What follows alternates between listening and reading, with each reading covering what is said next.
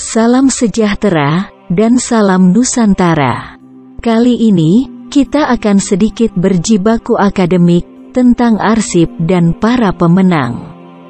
Arsip dan para pemenang, dalam konteks sejarah dan sejarawan.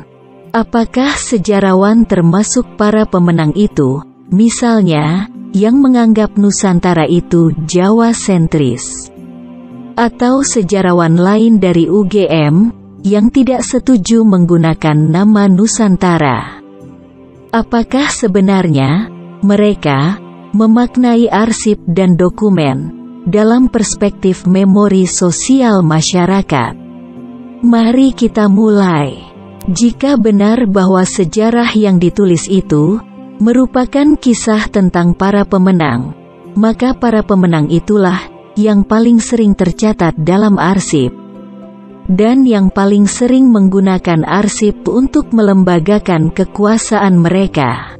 Hal ini berlaku sepanjang sejarah manusia.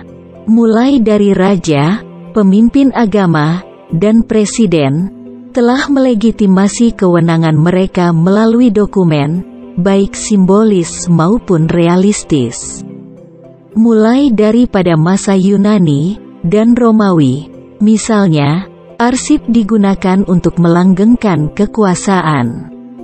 Kemudian abad pertengahan, sampai Konstitusi Amerika, Bill of Rights, di Amerika, dan Deklarasi Hak Asasi Manusia, di Prancis.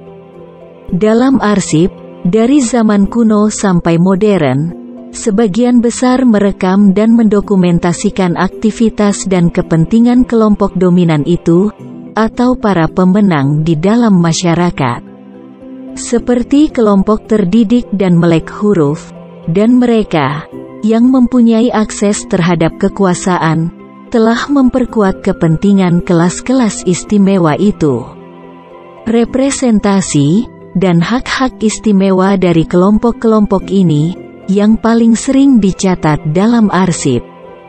Namun, sebenarnya arsip secara tradisional dianggap sebagai repositori netral dan objektif untuk merekam secara otentik aktivitas manusia. Karena sebagian besar arsip diciptakan bersamaan dengan kejadian yang mereka catat. Dokumen dan arsip dianggap sebagai saksi yang tidak memihak pada peristiwa sejarah. Demikian kata Jenkinson 1922, dan Duranti, 1994. Tulisan-tulisan terbaru dari aliran postmodernis telah menantang asumsi netralitas arsip tersebut. Postmodernisme mempertanyakan nilai-nilai pencerahan seperti rasionalitas, kebenaran, dan kemajuan. Menurut mereka, para penganut postmodernisme, bahwa arsip hanya berfungsi untuk mengamankan struktur monolitik, dan para pemenang atau penguasa dapat dengan sengaja menyembunyikan atau mengecualikan kekuatan arsip yang mungkin menantang dominasi budaya mereka. Demikian kata Green, 2002. Arsip dan dokumen, menurut pandangan ini, ketika digunakan untuk merekonstruksi masa lalu, tidak pernah persis sama seperti apa yang terjadi pada masa lalu.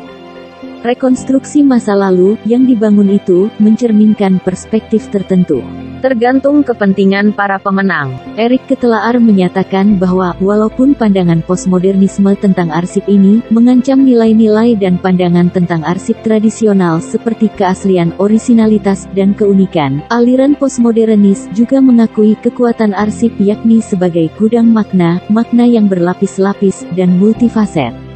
Pemaknaan arsip itulah yang paling dominan dilakukan oleh para pemenang.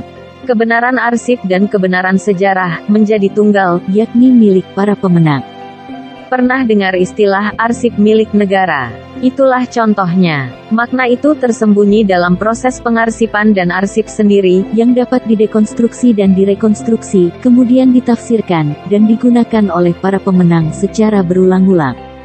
Sentralitas arsip kemudian menjadi perdebatan, karena memori dan sejarah dapat dilihat dengan jelas dalam arsip.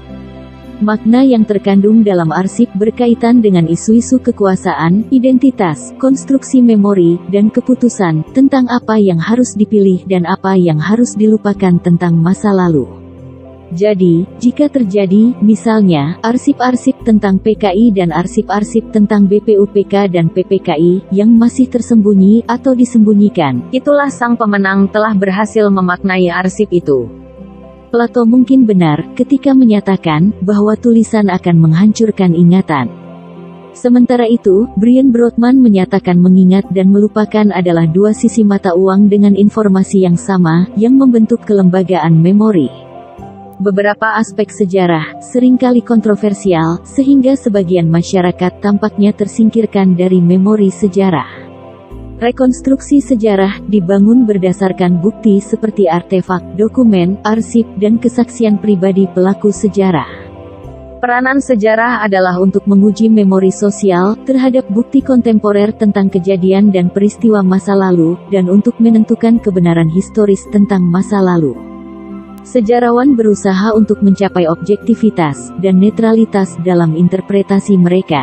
Objektivitas bergantung pada bukti untuk mendukung kesimpulan, dan interpretasi terhadap bukti yang ditemukan. Ketergantungan sejarawan pada dokumen dan arsip inilah yang membedakan antara sejarawan, politisi, dan para pemenang itu ketika mereka membentuk masing-masing memori kolektifnya. Praktik historis berbasis pada dokumen dan arsip sebenarnya untuk menyelidiki otonomi dan integritas masa lalu. Melalui dokumen-dokumen dan arsip itulah representasi dari memori sosial dihadirkan.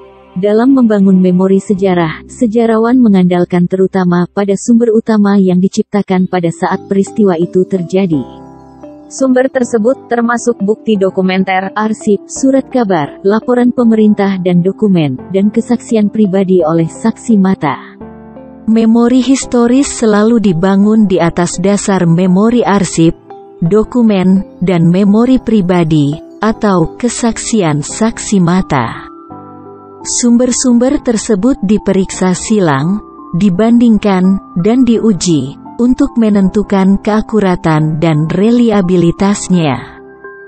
Tuntutan originalitas sumber arsip mengharuskan sejarawan untuk hanya menggunakan sumber yang bisa dipercaya.